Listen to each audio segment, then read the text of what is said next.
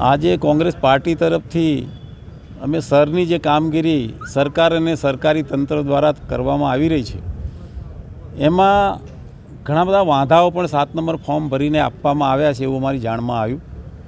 વાંધા સાચા હોય તો અમને કંઈ વાંધો નથી, પણ કોઈ પણ પાર્ટીના BLA અથવા કોઈ વ્યક્તિએ જે વાંધો આપ્યો હોય એમાં તથ્યતા કેટલી છે, સાચો કેટલો છે, એના પુરાવા શું છે, એ પુરાવા સાથે વાંધો હોય તો અમને વાંધો નથી. પણ વગર પુરાવાએ વાંધા આપીને જે આપણા ભારતીય બંધારણમાં દરેક નાગરિકને જેમ વાણી સ્વતંત્રતાનો અધિકાર, મિલકત ધરાવવાનો અધિકાર અને મતાધિકાર આપવામાં આવ્યો છે, અમારી વાત એ છે કે વ્યક્તિને, દરેક નાગરિકને જે મૂળભૂત અધિકાર તરીકે મતાધિકાર આપ્યો છે એનો મતાધિકાર કોઈ પણ સંજોગોમાં કોઈ ખોટા વાંધાના લીધે ચૂંટવાઈ ના જાય એના માટેની અમારી ચિંતા હતી.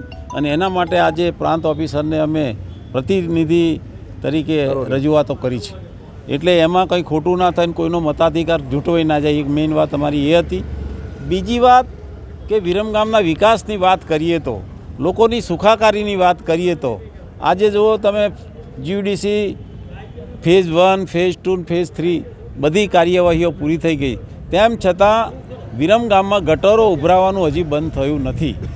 સાથે સાથે જે કામો ચાલી રહ્યા છે, ઘણા વર્ષોથી ચાલી રહ્યા છે, એ રોડનું કામ હોય, ગટરનું કામ હોય, લાઇટનું કામ હોય કે જે કંઈ બીજા પીવાના પ્રશ્નો હોય, પાણીના પ્રશ્નો હોય, એ કામ ચાલી રહ્યા છે, એ ધીમી ગોકળ ગાયે ચાલી રહ્યા છે.